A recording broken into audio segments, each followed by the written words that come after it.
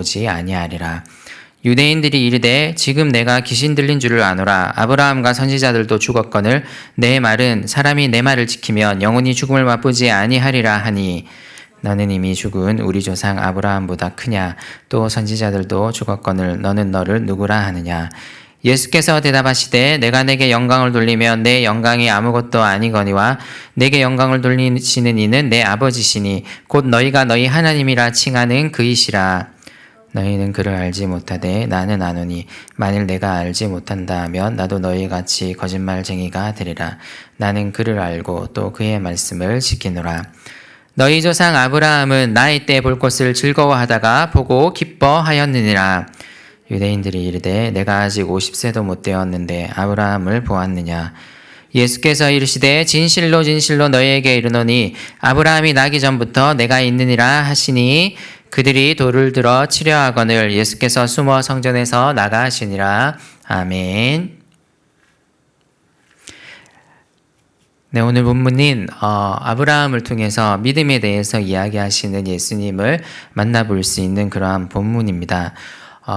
믿음이 무엇이냐라는 질문, 또 믿는다는 것이 무엇이냐라는 질문에 우리가 대답할 때 우리가 대답하는 대답에는 아무래도 우리가 시대를 살아가는 사람들이기 때문에 우리 시대의 그 영향, 우리 시대가 우리에게 주는 메시지에서 완전히 저는 벗어날 수가 없다고 생각합니다. 저는 예전에 아주 여러분에게 자주 말했다시피 매우 그 보수적인 환경의 교회에서 자랐고, 그래서 믿음이라는 것은 그 어떤 순간에 있어서도 누군가 앞에 강단에 올라오신 분이 믿습니까? 라고 말하면은 거기에 아멘 하는 것이다라고 이렇게 생각하면서 자라왔던 것 같습니다. 제가 처음 사역 나갔던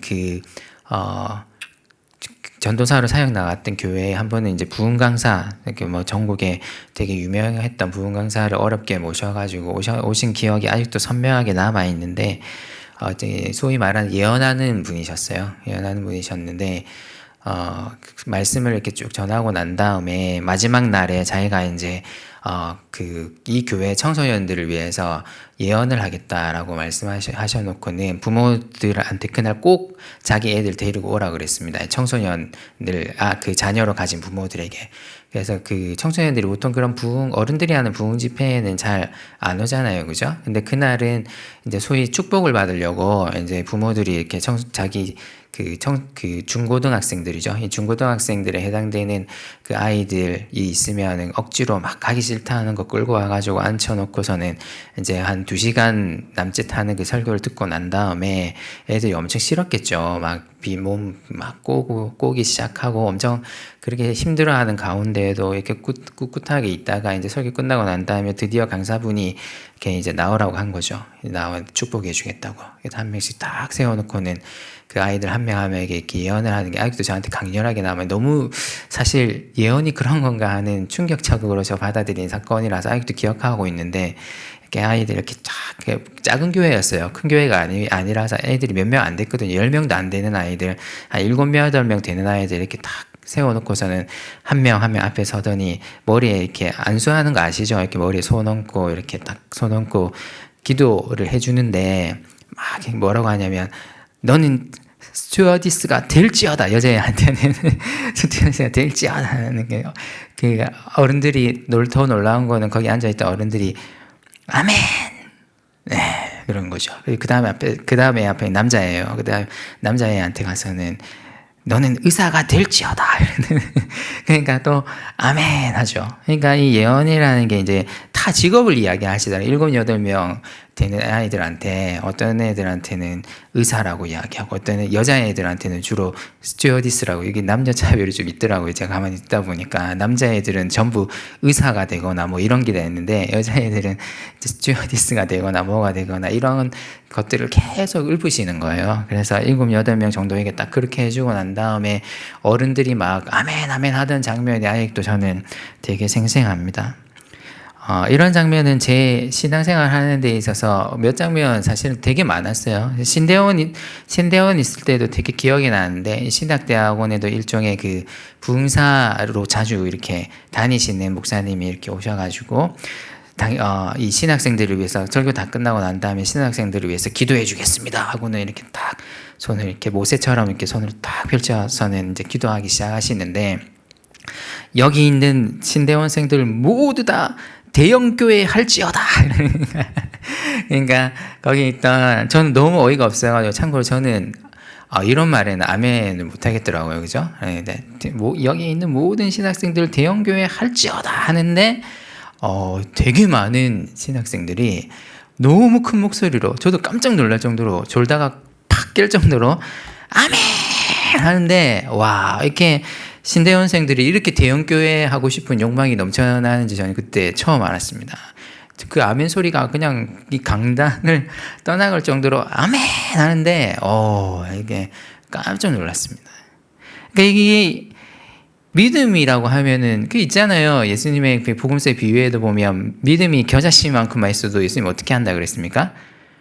이 산더러 어떻게 하라고 그러면 저리로 옮겨가라 하면 이 산이 통째로 어떻게 한다고 말해서 예수님이 옮겨간다고 말하잖아요. 그러니까 이걸 문자 그대로 받아들이는 사람이 되게 많거든요. 그러니까 물리적인 어떤 힘을 행사하고 어떠한 뭔가 대단한 물리적인 힘을 가지게 되는 것을 믿음이라고 이렇게 생각할 때가 되게 많은 것 같아요. 그래서 막 능한 줄 믿습니다. 이 믿음과 꼭 연결되는 말이거든요. 그러니까 어디 아픈 사람에게 가서 이렇게 뭐 아픈 사람을 위해서 기도하는 거 분명히 성경이 장려하는 것입니다. 그것은 아픈 사람을 위해서 기도하는 건 절대로 나쁜 일은 아닙니다. 그런데 막 능하게 고치실 줄 믿습니다 하고 거기에 아멘 해야지만 그게 이제 어떤 믿음이다라고 생각하는 그런 경향들이 우리에게 되게 많은데, 사실은 이것은 성경의 그 메시지나 성경의 어떤 그 세계관이 우리에게 녹아 있다기보다는 힘을 추구하는 이 시대, 이 세상의 세계관이 사실은 녹아 있는 것이죠. 그 믿음이라고 생각하는 것에도 사실은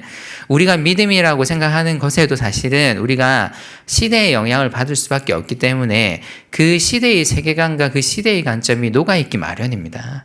그래서 그걸 믿음이라고 생각하거든요. 능한 것, 힘을 발휘할 수 있는 것, 이런 것들을 믿음이라고 생각하거든요. 그런 성향들이 우리에게 되게 많은데, 오늘 예수님이 이 부분에 대해서 이 아브라함을 통해서 진짜 아브라함 이야기 오늘 하시거든요. 믿음이 뭔지에 대해서 사실 예수님이 정의하고 계시는 장면이 있는데, 오늘 우리가 이것을 진짜 진지하게 한번 살펴볼 필요가 있습니다. 왜냐하면 저도 마찬가지지만 우리 대부분은요, 이 믿음이라는 것을 떠올릴 때 대단히 그 믿음에 대한 이미지가 좀 많이 좀 왜곡되어 있어요. 제가 금방 말했듯이 성경이 말하는 그 믿음을 믿음으로 생각한다기보다는 이 시대가 우리에게 주는 그 영향력에 의해서 무언가 믿음이라고 생각하는 경향들이 오히려 더 강하다고 생각합니다. 솔직히 이야기하면은.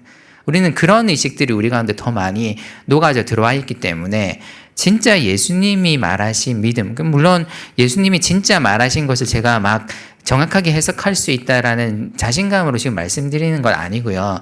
그게 아니라 좀 더 가까이 정말 예수님이 믿음에 대해서 무엇을 이야기하시는지를 한번 살펴보는 것이 저는 대단히 중요하다고 생각합니다.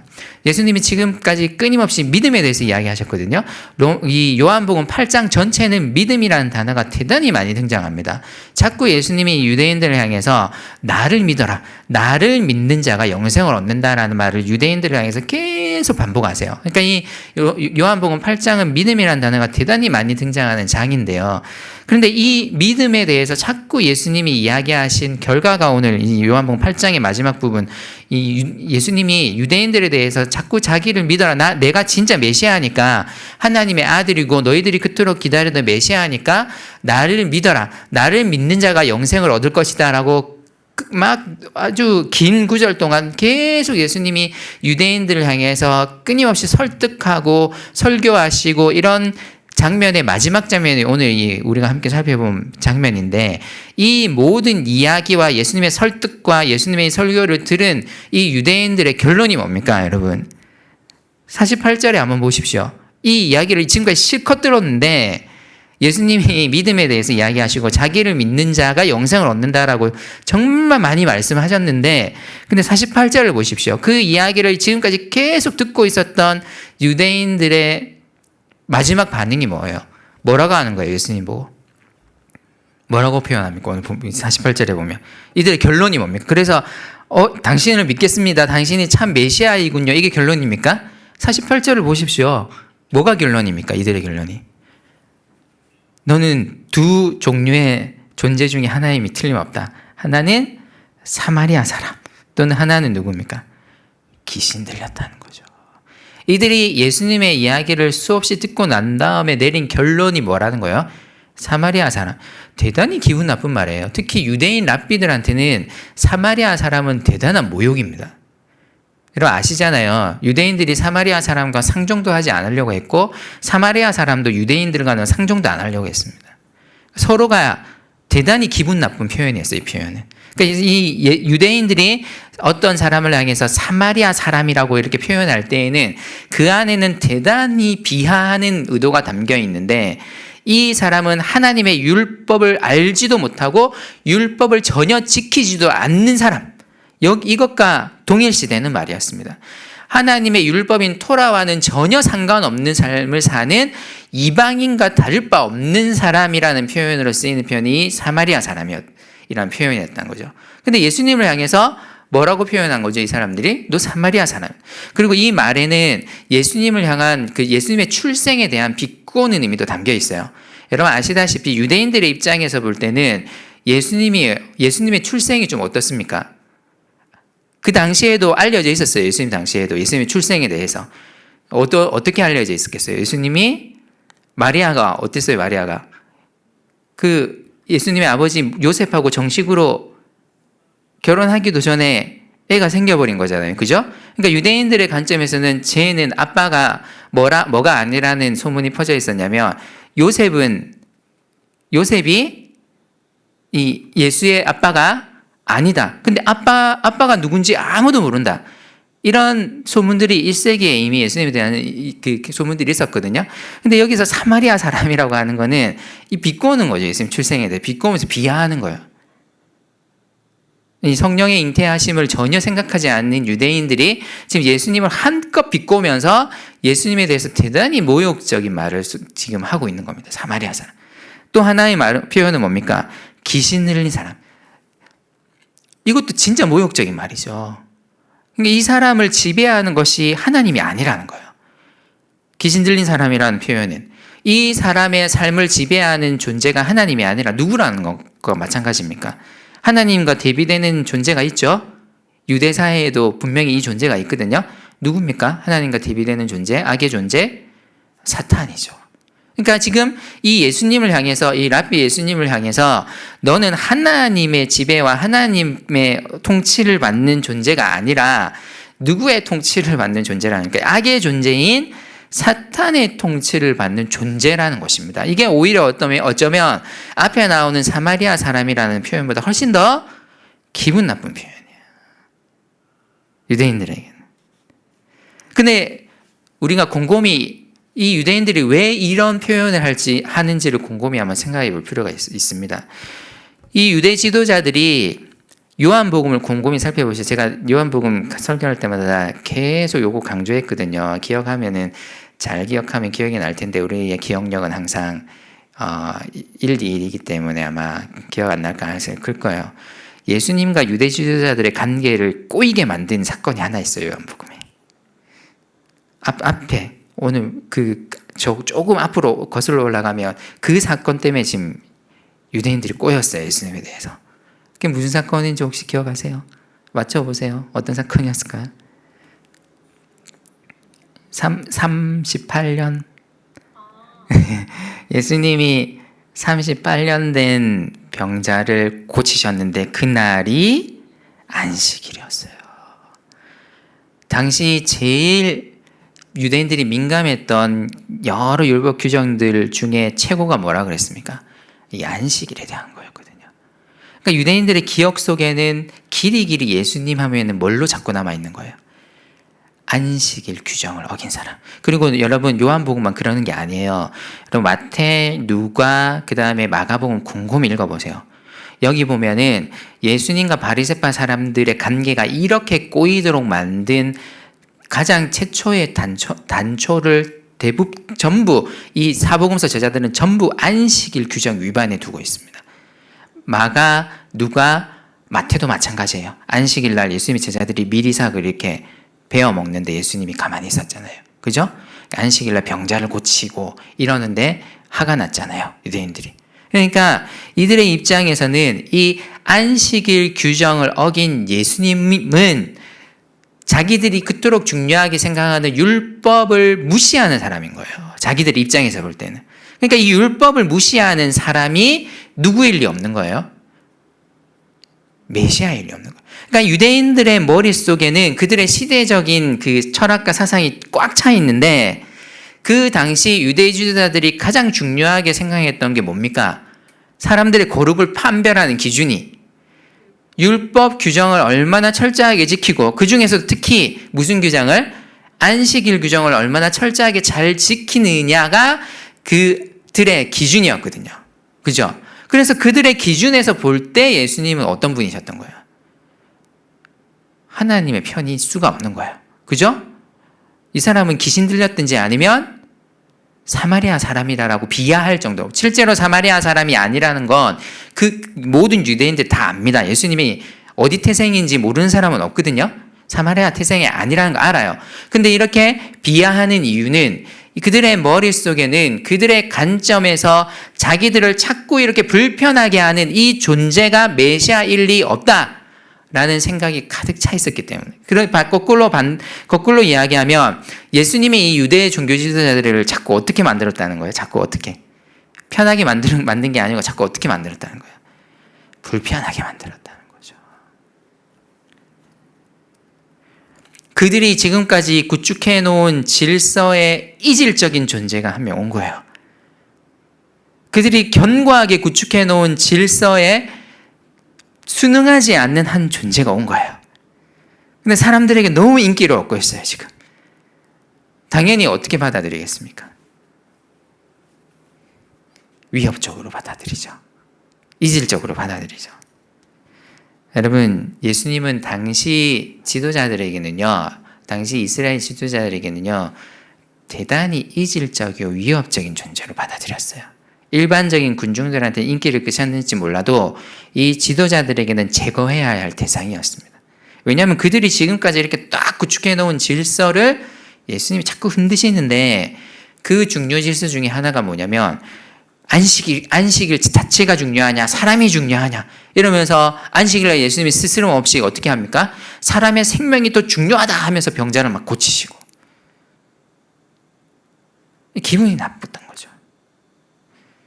그들이 구축해 놓은 질서를 지금 해치고 있는 거죠, 예수님이.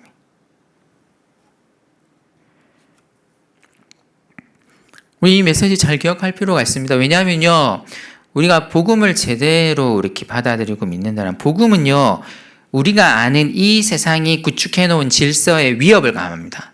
예수님 메시지는. 예수님은 오늘날도 만약에 우리 시대에 오신다라면 우리가 알고 믿고 있는 이 세상의 질서에 위협을 가하실 겁니다. 그래서 우리도 예수님의 메시지를 대단히 불편해야 할 가능성이 큽니다. 예수님이 이제 적극적으로 반박에 나서세요. 49절에 보면 뭐라고 명확하게 말씀하십니까? 예수께서 대답하시되 나는 뭐가 아니라고요? 귀신 들리지 않았다. 나는 오로지 내 아버지를 존경하는 마음으로 이 일을 행할 뿐이다. 그런데 너희는 나를, 그 다음에 나오는 표현이 중요한데 너희가 나를 어떻게 한다고요? 무시한다고요. 이 무시한다라는 표현, 그 헬라어 표현은 다른 말로도 번역될 수 있는데 모욕한다라는 말로 표현될 수 있습니다. 그러니까 예수님이 하나님의 뜻대로 지금 행하고 계시다는 걸 강하게 주장하세요, 지금. 자, 이 말은 49절의 말씀은 이렇게 이야기하는 거랑 똑같아요. 이 바리새파를 비롯한 유대 종교 지도자들에게 지금 너희가 하는 행동이 하나님을 위하는 행동 같지만 아니야. 내가 지금 하고 있는 너희들이 이질적으로 느끼고 있는 이 행동들이 하나님의 원하는 대로 하는 것이고 하나님의 뜻대로 행동하는 거예요. 그런데 너희가 하나님의 뜻대로 행동하는 나를 오히려 어떻게 한다고요? 모욕한다고요. 모욕하고 있다고요.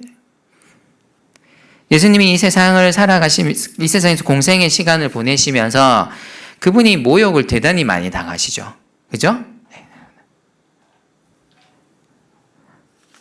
요한은 사실 이런 표현들을 통해서 예수님이 메시아라는 것을 더 강화시키는 의미도 있습니다. 왜냐하면 구약 예언서에 예언된 메시아의 모습을 곰곰이 살펴보면 메시아는 와서 환영받지 못해요.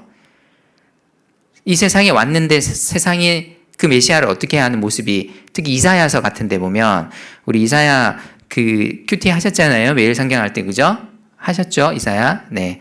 이사야인지도 모르고 계셨을 분도 계실지 모르겠지만, 이사야에서 쭉 한번 보십시오. 메시아를 대부분 어떻게 묘사합니까? 이 땅에 와서 고난받고 모욕받는 그 존재로 묘사하잖아요. 그죠? 그러니까 요한이 이런 걸 통해서 이분이야말로 진짜 구약의 선지자들이 예언한 메시아라는 것을 이런 구절들, 이런 표현들을 통해서 지금 계속 사실 보여주려고 하는 거예요. 그러니까 요한의 강조점은 이겁니다. 이분이야말로 너희들을 이렇게 불편하게 만드는 이분이야말로 진짜 누구라는 거예요? 메시아이시고 하나님의 아들이라는 거예요.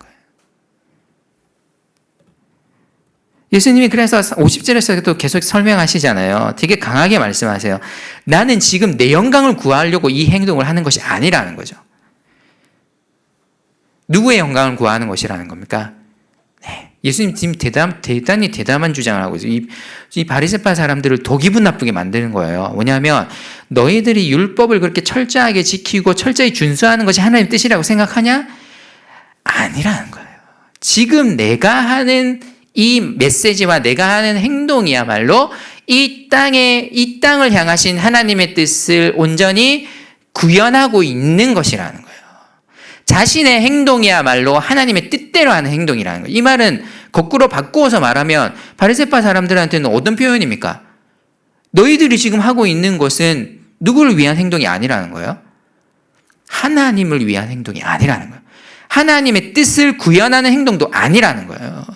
얼마나 기분이 나쁜 일이에요. 여러분 이런 경험 해보신 적 있으세요? 나는 내가 맞다고 철저하게 느끼는 게 있는데 누가 와서 자꾸 옆에 와서 틀렸어 이러면 기분이 어때요? 나는 이렇게 하는 게 맞다고 생각하는데 자꾸 틀렸어 그러면은 그냥 여기 있는 분들이 마음이 너무 유하고 온유해가지고 다들 그럴 수도 있겠다 하면서 부드럽게 막 받아들이세요. 저도 잘 그렇게 못해요.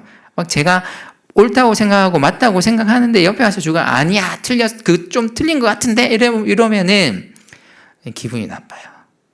그렇잖아요. 자녀를 키우면서 우리 애들한테 요즘 제가 되게 많이 당하고 있는 겁니다. 집에 와서 신념이 있잖아요. 저도. 그래서 특히 저희 둘째가 점점 자라갈수록 얘가 말빨이 계속 늘어가지고 머리 아파 죽겠어요. 요즘은. 얘들이 크는 게 마냥 좋을 것 같지만 안 그런 부분이 너무 많아요. 말빨이 점점 좋아지니까 요즘 너무 힘들어요. 그러니까 제가 뭐라고 딱 말하면 딱 팔짱 이렇게 딱 끼고서는 둘째가 뭐라고 그냥 아빠 그건 아니지. 그건 아빠가 잘못 생각하는 것 같은데? 그러면서 딱 말하는데 말을 또 조리 있게 해. 그래서 제가 막 당황해요 속으로. 이게 뭐지? 막 밀려요, 제가. 말로 밀려요. 제가 어디 가서 말로 잘 안 지는데 저희 둘째가 진짜 말빨이 좋아요, 제가 생각해도. 밀려요, 제가. 근데 막 제가 틀렸다 말하면은 제 그냥 선입견에 아빠로서의 권위가 무너지지 않을까 이게 있으니까 어떨 때는 팍 버럭하면서 야, 아빠가 말하는데! 이렇게 할 때도 있고, 이렇게 할 때도 있고, 어떨 때는 그래. 알겠다 이러고 이럴 때도 있고 막 이러는데 이제 머리가 아파져요 갈수록. 근데 또 돌이켜서 딱 제 책상에 앉아가지고 했던 말 곰곰이 한번 떠올려보면 얘 말이 틀린 게 아니네. 맞을 때가 꽤 많아요. 그러냐? 대단히 바리새파 사람들에게는 기분 나쁘죠 사실은. 여러분 생각해 보십시오. 바리새파 사람들이 얼마나 확고하게 살아왔습니까 지금까지. 율법을 준수하고 안식일 규정을 철저하게 지키면은 자신들이 의롭고 거룩하다고 생각하는 그 생각의 확고함이 정말 확고한 사람들이거든요.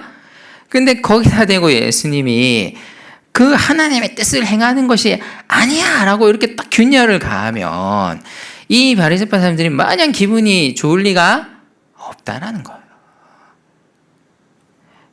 그들은 균열을 사실은 싫어해요. 우리도 마찬가지예요. 우리도 우리 삶에 어떤 균열이 오는 거 대단히 싫어합니다. 실제로는. 근데 예수님의 말씀이 자꾸 우리 삶에 이런 균열을 일으킬 때가 많아요. 바리새파 사람들 기분 나쁜 거예요, 그게.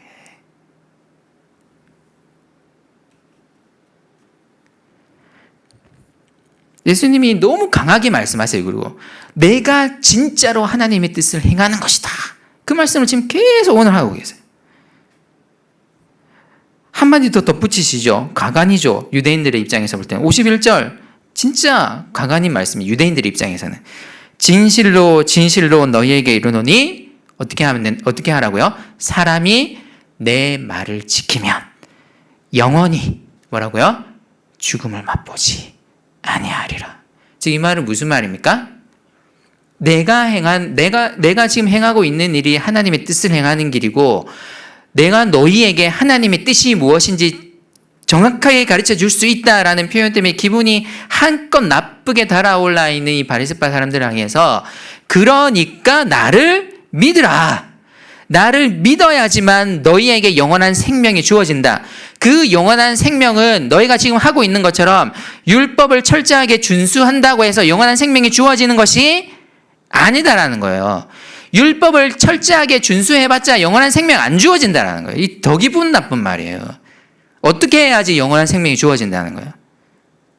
나를 믿어야지. 나를 믿어야지 영원한 생명이 주어진다는 거예요. 유대인들이 다시 발끈하죠. 그래서 52절에 보면 유대인들이 다시 뭐라고 이야기합니까? 다시 발끈해가지고 어떻게 합니까? 지금 너는 확실하게 뭐가 들렸다고요? 귀신이 들렸다. 귀신 들리지 않고서는 이런 미친 이야기를 할 수가 없다. 예수님이 여러분 이 장면을 여러분 머릿속에 한번 상상해 보세요. 예수님이 지금 자신 없게 이야기하는 게 아니에요. 바리새파 사람들이 와가지고 막 큰 소리를 빵빵 치면서 너 이 사마리아 사람 같은 존재, 그리고 이 귀신 들린 존재, 너 맞지? 이렇게 큰 소리 치니까 예수님이 아니 그건 아니고 사실은 내가 좀 들어볼래? 막 이렇게 하는 게 아니에요. 예수님도 거기 대놓고는 너희들이야말로 하나님의 뜻을 모르는 자들이야. 내가 행하는 일이 곧 하나님의 뜻이야. 이 세상에 우리가 이렇게 말할 만한 존재가 몇이나 됩니까? 이거는 우리는 이렇게 하면은 다 그건 이상한 사람이거든요. 그죠? 근데 우리는 알죠. 예수님은 진짜 그런 존재이기 때문에 그런 존재니까 지금 이 말을 하시는 것은 어떤 의미에서는 당연한 거죠. 사람은 이렇게 말할 수 없습니다. 그러니까 이런 장면들을 통해서 이 사도 요한이 계속 보여주고자 하는 장면이 뭐겠어요? 이렇게 사람으로서는 할 수 없는 이런 자신 있는 반응을 보이시는 이분이야말로 계속 뭘 강조하려는 겁니까? 우리가 그토록 기다리던 메시아이고 하나님의 아들이라는 모습을 자꾸 보여주는.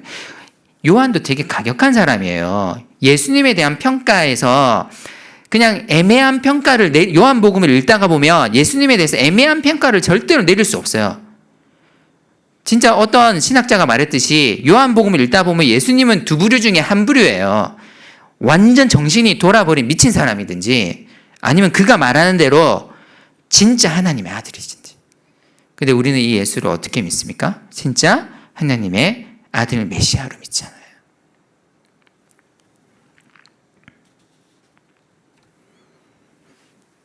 너희들은 예수님의 말씀을 문자 영원히 죽음을 맛보지 아니하라는 게 이게 하나님과의 관계 회복에 대한 이야기인데 우리가 육체적으로 죽지 않는다는 말이 아니잖아요. 요한복음 보면 예수님이 그 말을 절대로 하시지 않거든요.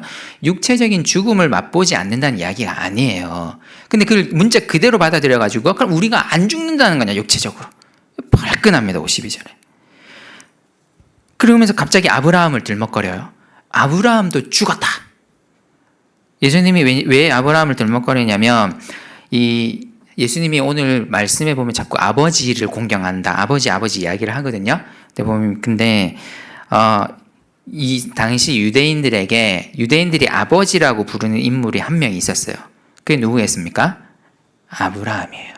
오늘 본문에 보면 53절에 보면 너는 이미 죽은 우리 조상 아브라함, 이 개역 개정이 약간 이게 좀 아쉬운 건데 이 조상이라고 번역해놨는데 사실은 정확하게 번역하냐면 너는 이미 죽은 우리 아버지 아브라함 이렇게 번역하는 게 맞습니다.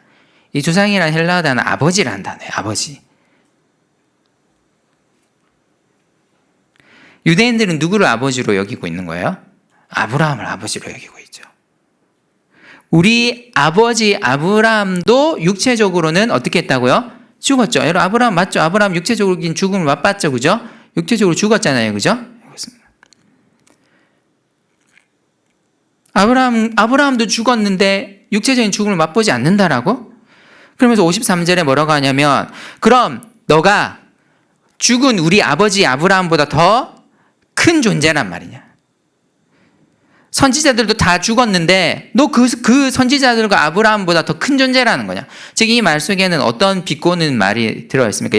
이 지금 우리 앞에 서 있는 예수는 절대로 아브라함이나 선지자들보다 뭐한 자일 리가 없다고요. 유대인들의 확실한 신념 속에서는 뭐한 자일 리 없다고. 아브라함이나 선지자들보다 여기 나오는 53절에 나오는 표현 그대로 하자면 뭐한 자일 리 없다고요? 큰 자일 리 없다고. 그러니까 이 예수라는 존재는 유대인들의 생각에서는 아브라함이나 선지자들보다 못한 존재라는 거죠. 유대인은 그래. 그럼 너 더 크다는 거냐? 너가 그 사람들보다 더 큰 존재냐? 지금 발끈한 거예요. 지금 고상하게 물어보는 게 아니에요. 막 바리새파 사람들이 막 고상한 어투로 너는 이미 죽은 우리 조상 아브라함보다 더 큰 존재라는 말이냐? 이게 아니에요. 막 흥분해가지고 막 소리치는 거예요. 그럼 너 도대체 너 자신을 너는 누구라고 생각하냐? 화가 나서 팍 하는 거죠. 예수님이 꿀리지 않습니다. 예수님이 진짜 대단하시죠. 이렇게 사람들이 이 종교지도자들이 막 고래고래 고함을 치면서 예수님을 이렇게 압박하고 있는데 예수님 전혀 밀리지 않아요. 그죠? 제가 애니어그램 강의했는데 예수님 장형이 분명한 것 같아요. 제가 이런 모습을 보면 밀리지 않아요. 밀리지 않고서는 예수님이 뭐라고 하냐면 내가 내게 영광을 돌리며, 이 말은 무슨 말입니까? 나는 내가 높아지자고 이런 일을 행하는 것이 아니라는 거예요. 그래서 계속 뭘 강조하시냐면 나는 지금 아버지의 영광을 위해서 일하고 있는 것이고, 여기서 유대인들은 아버지를 아브라함이라고 생각했지만 예수님에게 있어서 아버지는 누굽니까? 이건 포인트가 조금 다른 거거든요. 유대인들하고. 예수님은 아버지라고 지칭할 때 누구예요? 그 존재가 하나님이죠. 그죠? 나는 아버지 하나님의 뜻대로 지금 행하고 있는 거예요. 계속 강하게 더 주장하시죠. 아까 했던 주장 다시 반복하시는 것입니다. 예수님이 뭐라고 하는 거예요? 나야말로 뭘 행하는 사람이라고? 하나님의 뜻을 온전히 행하는 존재다. 그러면서 지금까지 자기가 말해왔던 아버지가 아브라함이 아니고 누구라는 걸 54절 끝부분에 보면 분명히 말씀하시냐면, 내가 지금 말하는 아버지는 뭐냐? 너희가 오해하고 있듯이 아브라함이 아니고 누구라는 거예요? 54절 끝부분에 보면 곧 너희 하나님이라 칭하는 그 이가 내가 지금까지 말해왔던 아버지의 주인이다. 아버지라는 표현의 주인, 뜻이다. 유대인들이 뜨아하죠. 뜨아합니다. 여러분, 이게 여러분이 당시 유대 종교 지도자리였으면 분이까지 올라왔을 거예요. 예수님에 대해서. 진짜. 우와, 저거 사람들 앞에서 어떻게 할 수도 없고, 사람들의 인기도 좀 있어가지고, 우와, 저걸 어떻게 해야지? 이런 분이 꽉 차는 정도의 예수님의 말씀인 거예요.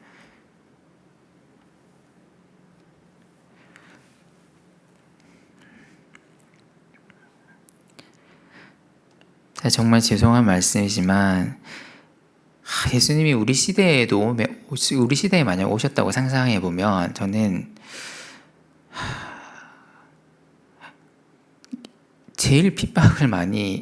예수님을 제일 많이 핍박할 사람들이 저는 종교지도자들이 아닐까 싶어요.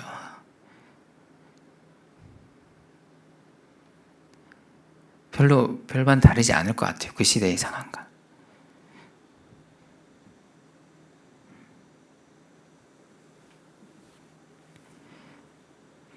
더 놀라운 주장을 55절에 하세요. 너희는 하나님 뜻을 알지 못한다. 하지만 나는 안다. 근데 내가 여기서 너희 앞에서 겸손하다는 표시를 내기 위해서 내 아버지를 하나님이라고 하지 않고 내가 하나님 뜻을 잘 모른다고 말하면 그 거짓말이다. 왜냐하면 나는 하나님 뜻을 가장 잘 아는 그의 아들이기 때문에. 여러분, 이 말들이 어떻게 여겨지세요? 좀 보통 말이라고 여겨지세요? 아니, 여러분 눈앞에서 진짜 이 이야기를 여러분 눈앞에서 대놓고 하는 이야기, 사람이 있다고 하면 상상을 해보세요. 우리 중에 100%의 지체들은 전부 이 말 그대로 하는 사람을 향해서 뭐라고 생각할 가능성이 크냐면 저거 완전 무슨 말인지 알겠죠? 예수님이 지금 대단히 강하게 주장하고 계시는 거예요. 바리새파 사람들을 향해서. 내가 그를 알기 때문에 내가 행하는 모든 일은 하나님의 말씀을 지켜서 행하는 것이다. 근데 예수님이 어떻게 하셨다고요? 안식일 날 38년 된 병자, 아무리 38년 된 병자지만 어떻게 하셨다고요? 고치셨어요. 안식일 날.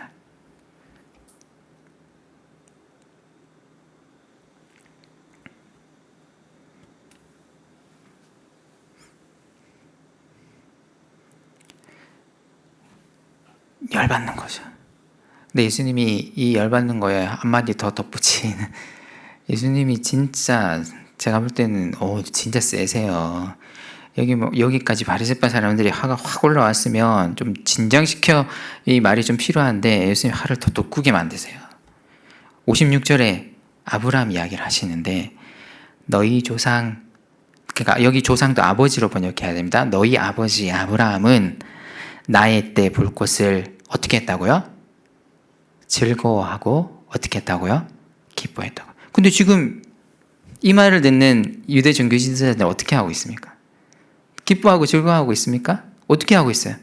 분이 이까지 올라와가지고 막 화를 내고 있잖아요. 그죠? 예수님에 대해서.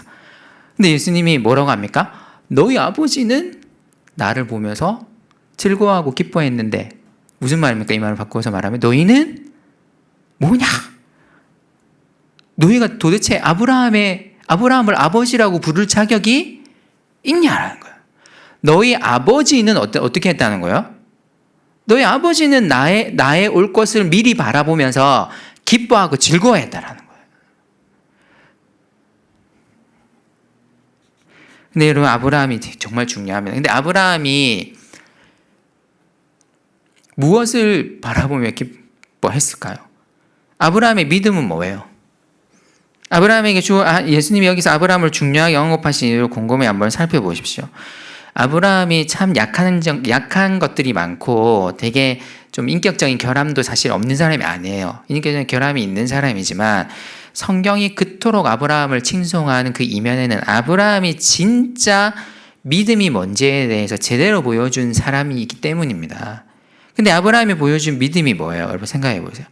하나님이 아브라함에게 뭐라고 말씀하셨습니까? 너는 복의 근원이 될 거고 그 복의 근원이 되는 자손들이 늘어나서 바다의 모래와 같이 많아지고 하늘의 별과 같이 많아질 거라고 했잖아요. 근데 여러분 아시다시피 아브라함이 죽을 때 아들 누구밖에 없었습니까? 별과 같은 수많은 자손이 있었어요. 아브라함이 죽을 때. 아브라함에게는 아들이 누구밖에 없었어요. 아들 2명이죠. 물론 이스마엘과 이삭이 있었죠. 근데 유일하게 정통이라고 여겨지는 아들은 1명밖에 없었죠. 누구? 이삭이죠. 여러분 생각해 보십시오. 아브라함이 이삭을 낳고 기뻐하긴 했어요. 근데 이삭을 딱 봤을 때 한 명 태어나요. 한 명 이제. 이래가지고 언제 하늘의 별과 같이 많아지고 언제 바다의 모래와 같이 자손이 많아집니까?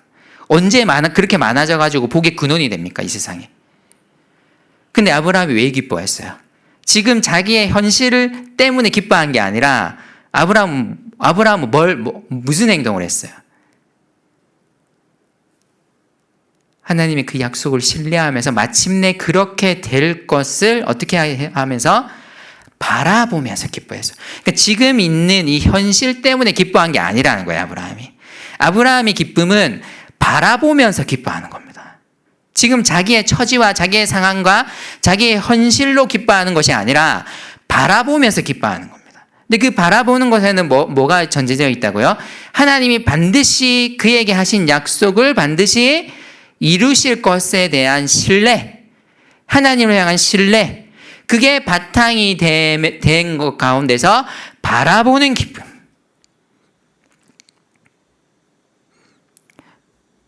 예수님은 이것을 아브라함의 믿음, 그리고 유대인들이 지금 존경하고 따라야 할 아브라함의 진짜 믿음은 바로 이 믿음이라는 걸 이야기하고 있는 거예요.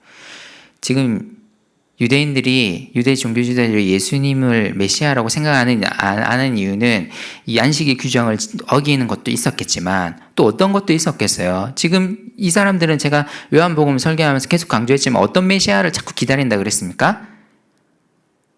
지금 누구의 지배를 받고 있어요? 로마의 지배를 받고 있잖아요. 그러니까 이 현실에 딱 집중되어 있는 거예요. 이 바리새파 사람들은 진짜 현세 중심적이에요. 이런 의미에서는. 지금 이 로마의 지배를 받고 있는 현세 중심적인 이 세상 가운데 자기들이 이 현실에서 로마에게 당하는 고통과 고난이 너무 크다고 생각하거든요. 그러니까 그들에게 있어서 메시아는 뭘 해결해 줄 메시아입니까? 바라본다기보다는 자기들의 이 현실적인 고통과 고난을 와서 해결해 줄, 당장의 이 고난과 고통을 해결해 줄 존재가 메시아라고 생각했어요. 그래서 메시아는 대단한 군사력을 가지고 이끌고 올 거라고 생각했거든요, 유대인들은. 근데 예수님이 12제자들을 끌고 다니죠. 이 12제자들의 면면을 한번 살펴보죠. 이것도 바리새파 사람들에게 대단히 마음에 안 들었을 거예요. 이 12제자들의 면면을 한번 살펴보시죠. 거의 대부분이 어디 태생들입니까? 유대인들이 당시 너무나 무시했던 어느 지역? 갈릴리 지역 출생이에요. 오늘날로 따지면 여러분 예수님이 갈릴리에서 주로 사셨잖아요. 생각해 보세요. 유대인들 언어 아람어에 사투리가 있을까요, 없을까요? 생각해 보세요. 이스라엘이 아무리 작은 나라라도 사투리가 있을까요, 없을까요?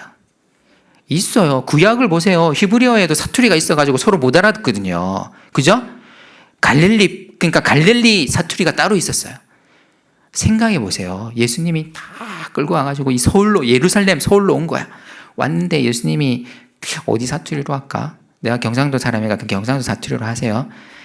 사투리로 할게요, 그냥. 야들아, 함 들어볼래? 하나님 나라가 이빠이 가까이 왔대. 서울 사람들이 더 듣다가 뭐라고? 주변에 12제자들도 전부 다 어디 사투리를 씁니까? 갈릴리 사투리 와가지고 맞습니다.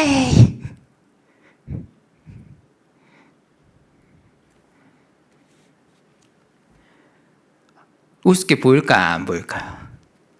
보이죠, 우습게.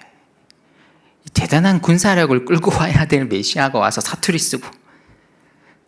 그의 12제자들도 여러분 예수님 표준어 썼을 거라고 생각하는 거 아니죠? 예수님이 갈릴리가 완전 고향입니다. 베들레헴에서 태어난 건 베들레헴에 태어나셨지만 이런 거 상상 한 번도 안 해보셨죠? 예수님이 사투리 썼을 거라고.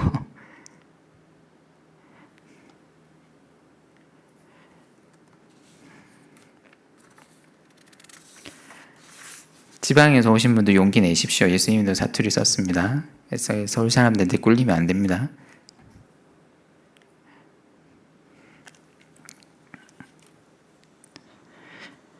얼마나 우습게 보였겠어요. 현세 중심적인 입장에서부터 예수님은 절대로 메시아일 리 없는 거예요. 얼마나 현세 중심적입니까? 그러니까 자기들의 현대 시대의 관점으로만 딱 예수님을 생각하니까 바라볼 수가 없는 거예요. 근데 예수님이 지금 뭘 이야기하는 거예요? 이 유대인들에게.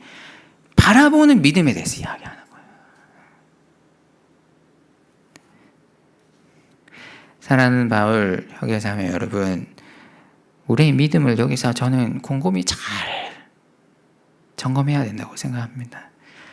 우리의 믿음은 주로 어디에 관계된 겁니까? 지금 당장 나로 하여금 생계를 해결해 주실 것에 대한 믿음, 네, 좋습니다. 필요합니다. 그럽니다. 근데 우리가 지금 이 세상에서 잘 살기 위해서 예수 믿는 겁니까? 우리는 항상 바라보아야 되는 자들이에요. 이 세상에서 잘 사는 게 우리 목표가 아니고 하나님의 나라가 온전히 임하는 게 우리의 목표예요. 그리스도인들의. 근데 왜 자꾸 우리는 믿음이라고 할 때, 아까 제가 초대에도 예화로 말씀드렸지만 사자 들어가는 직업까지 긁는 거고, 그걸 이루어 주셔야지만 믿음이 강한 것이고, 이렇게 자꾸 믿음을 우리 시대의, 현실적인 시대의 관점에서 자꾸 믿음을 생각하냐는 거예요. 우리는 아브라함을 본받아야 되는데, 예수님의 오늘 표현대로라면 아브라함은 그의 생애에 이루어진 것이 별로 없다 할지라도 이루실 것을 바라보는 믿음이었어요. 마침내 하나님의 약속을 이루실 그 하나님을 바라보는 믿음.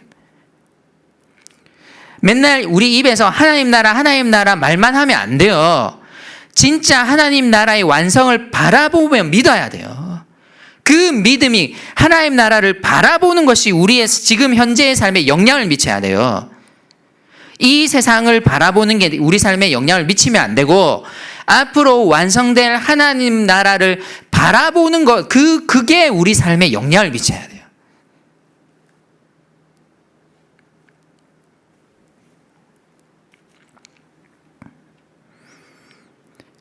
그걸 바라볼 때 아브라함이 어떻게 했다고요? 그걸 바라볼 때 지금 현재 상황은 기뻐하고 즐거워할 수 있는 상황이 아닌데, 바라보면서 아브라함이 어떻게 했다고요?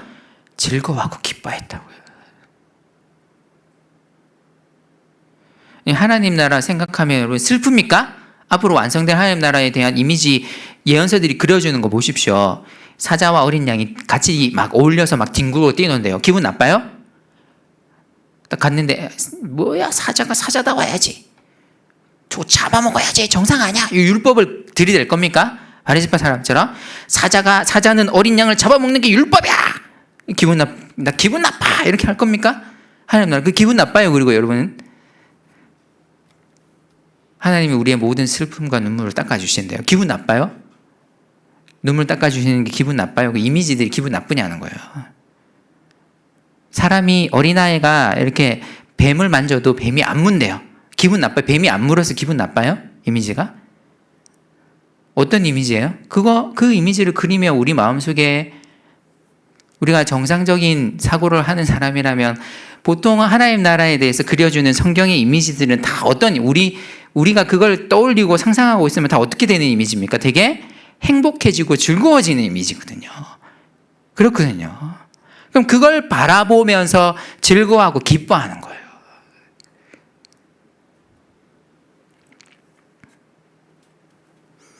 근데 이 예수님의 말씀에 대해서 59절을 보십시오. 얘들이 최종적으로 진짜 어떻게 행동합니까? 너무 더 기분이 나빠져가지고 어떻게 하려고 했다고요? 예수님을 돌을 들어서 어떻게 하려고 했다고요? 치려고 했다. 사랑하는 바울 형제 자매 여러분, 우리는 어떻게 반응하고 있습니까? 예수님의 말씀을 듣고 난 다음에 돌을 들어 치려고 했던 이 바리새파 사람들의 반응과 우리의 반응이 다를까요? 어떻게 생각하세요? 우리는 다른 반응을 하고 있다고 자신할 수 있을까요? 어떻게 생각하세요?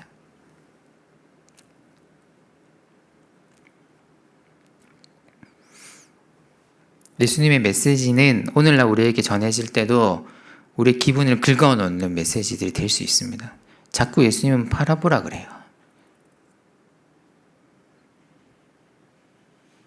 지금 현실에만 너무 집중하지 말라 그래요. 거기에 영향을 받지 말라고 그러세요. 너희가 영향을 받을 것은 앞으로 이루어지고 완성될 하나님의 나라, 그 하나님 나라에 대한 신념이, 그리고 그 믿음이 우리 실제의 삶에도 영향을 줘야 된다고 예수님 말씀하시는 거예요.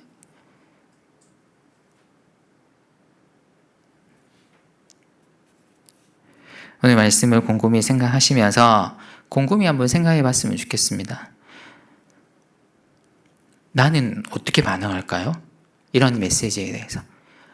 아까도 제가 질문했지만 나는 돌을 들어서 치려고 한 유대 종교 지도자들과 다른 반응을 할 것이라고 자신할 수 있을까요?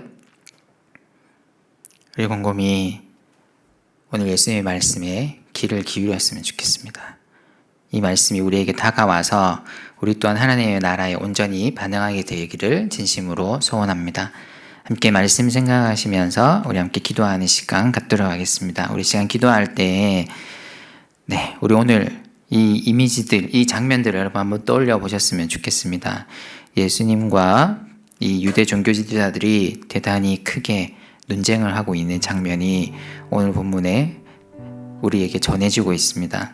예수님은 정말 자신만이 하나님의 뜻을 행하는 것이라는 것을 바리새파 사람들 앞에서 스스럼 없이 계속 주장하고 계십니다. 나를 따르고 나의 말씀을 믿고 지키는 것만이 영생을 맛보는 길이라고 유대 종교자들 앞에서 대놓고 너희들이 그토록 의지해왔던 그 신념들 하나님 나라와 상관이 없다. 너무나 단호하게 말씀하고 계십니다. 우리 시간 오늘 메시지가 우리에게도 되게 기분이 안 좋을 수 있습니다. 하지만 우리 어떻게 반응해야 할까요? 우리 시간 기도할 때 주님, 이 주님의 말씀에 제가 좀 온전히 반응하게 해주십시오. 주님의 말씀이 그저 듣고 그냥 좋네 하고 넘어가는 것이 아니라 제 삶에 하는 말씀으로 받아들이고 도전으로 받아들이고 나를 도전하시는 그 주님의 말씀 앞에 바로 설 수 있도록 주님 은혜 베풀어 주시옵소서라고 우리 시간 한번 기도했으면 좋겠습니다. 함께 기도하시겠습니다. 사랑하는 은혜가 풍성하신 하나님 아버지, 께서 역사해 주시고 함께하여 주시옵소서. 아버지 하나님, 사랑하는 자매들 가운데 함께하여 주시고 은혜를 베풀어야 주님 역사하시는 은혜와 온전히 주님 도와주시고 주님 역사하여 주시옵소서. 아버지 하나님, 주님의 은혜를 베풀어 주시고 주님 역사하여 주시옵소서. 주님 함께하여 주시옵소서. 주님 역사하여 주시고 은혜 베풀어 주시옵소서. 주님 저희가 가운데 역사하여 주시고 함께하여 주시고 이제다 사랑과 삶을 잡아주시옵소서. 주님 은혜 영원히 주시세 들어가시고 주님 은혜 베풀어 주시옵소서. 아버지 하나님 함께하여 주시고 역사하여 주시고 하늘에 소원하오니 주님 함께하여 주시옵소서. 주님 함께하여 아버지 하나님 주시옵소서. 역사하여 계시고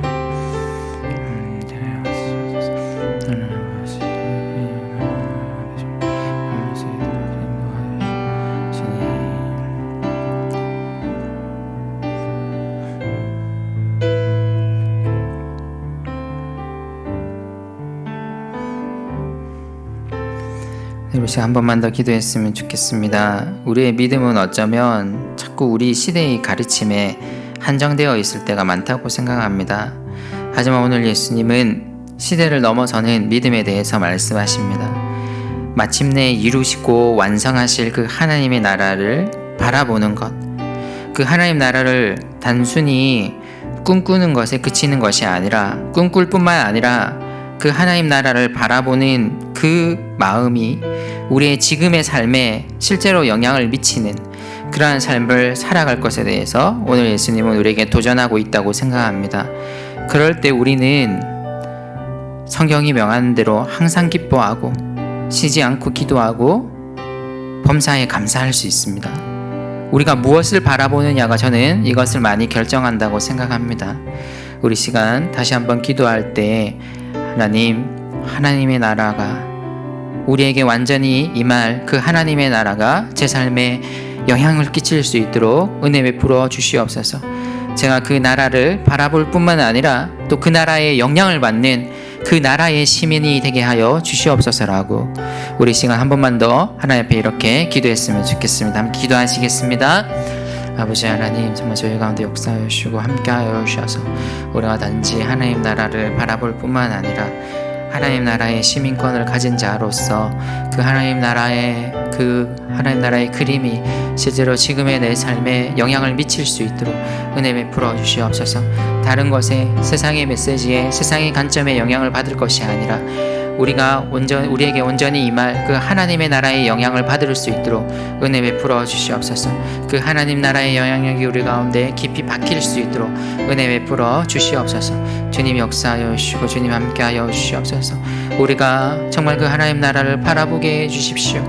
우리가 이 세상의 관점에 한정되지 않도록 주님 붙잡아 주시고 우리의 마음이 끊임없이 깨어 있어서 주님을 바라보며 나아갈 수 있도록 은혜 베풀어 주시옵소서. 주님 역사하여 주시고 주님 임재하여 주시기를 간절히 소원합니다. 주님 함께하여 주시옵소서.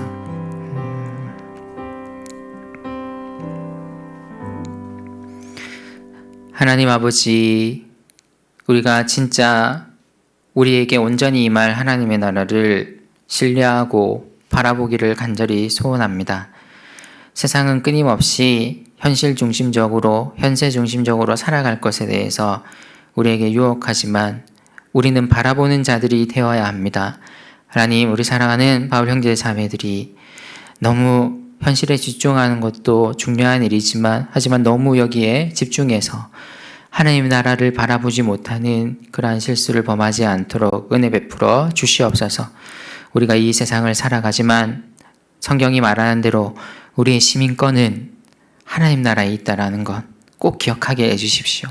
그래서 그 하나님 나라의 양식과 하나님 나라의 질서가 우리 삶에 더 영향을 많이 미칠 수 있도록 은혜 베풀어 주시옵소서. 우리가 이 세상을 살아가는 동안에는 세상의 영향을 안 받을 수는 없을 것입니다. 하지만 하나님, 이런 연약한 우리를 불쌍히 여기셔서 그럼에도 불구하고 우리가 하나님 나라의 질서의 영향을 더 많이 받도록 저희 가운데 역사하여 주시고 임재하여 주시옵소서. 우리 사랑하는 형제자매들이 이 싸움에서 승리할 수 있도록 은혜 베풀어 주시고 이것이 일종의 영적 전투임을 기억하며 영적 전투 가운데 이미 이기신 예수 그리스도를 쫓아가는 저희들 될 수 있도록 또한 저희 가운데 함께하여 주시옵소서. 저희 모든 바울 형제자매들 가운데 역사하여 주실 줄 믿사옵고 이번 한 주간도 하나님 나라를 우리 마음에 꼭 염두에 두고 하나님 나라를 바라볼 뿐만 아니라 그 하나님 나라의 질서가 우리 모든 사랑하는 바울 형제자매들의 삶에 꼭 영향을 미치도록 은혜 베풀어 주시옵소서. 감사를 드렸고 예수 그리스도 이름으로 기도드렸습니다. 아멘.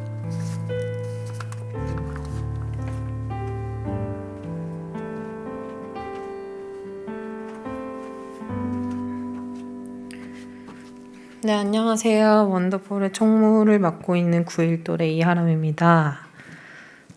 네, 오늘은 8월 22일 바울 광고 시작하도록 하겠습니다.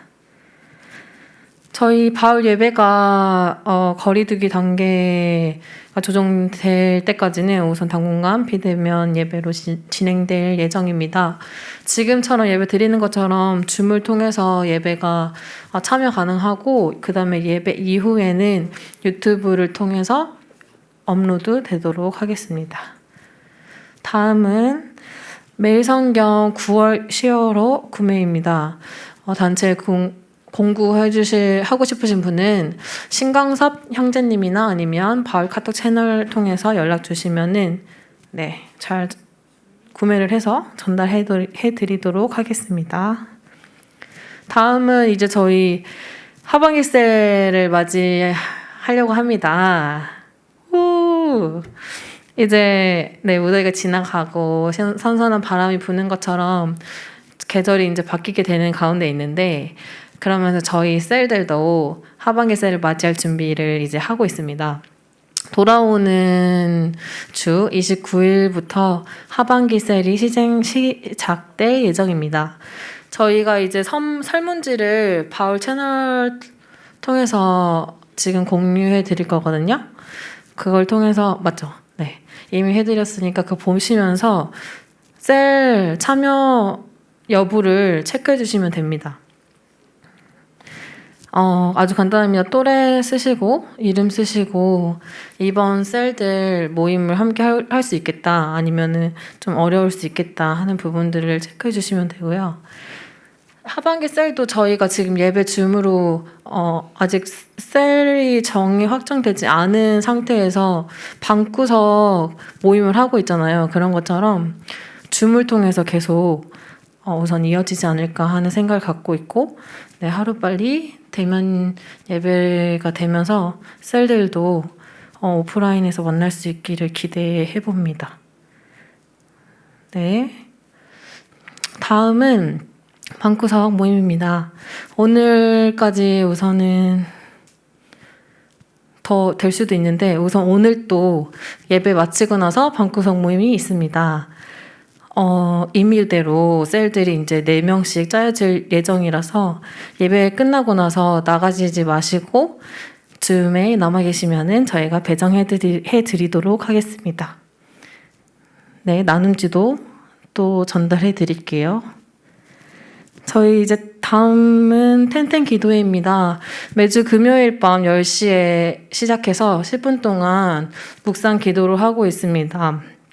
들어오시면은 자연스럽게 음소거 돼 있고 그다음에 화면도 꺼져 있는 상태로 들어오시게 되거든요. 그래서 너무 뭐 긴장하지 않으시고 편하게 들어오셔서 10분 동안 하시면 정말 10분에 저희가 회의 다 나가기를 하기 때문에 네, 편하게 더 예배 말씀이나 아니면은 마을 공동체를 위해서 그리고 본인을 위해서 좀 기도할 수 있는 시간이 될 것 같습니다. 네, 다음 주 기도는 이영재 리더님입니다. 네, 저희 주기도문 하심으로 예배를 마치도록 하겠습니다. 하늘에 계신 우리 아버지여, 이름이 거룩히 여김을 받으시오며 나라가 임하시오며 뜻이 하늘에서 이루어진 것 같이 땅에서도 이루어지이다. 오늘 우리에게 일용할 양식을 주시옵고 우리가 우리에게 죄 지은 자를 사하여 준 것 같이 우리 죄를 사하여 주시옵고 우리를 시험에 들게 하지 마시옵고 다만 악에서 구하시옵소서.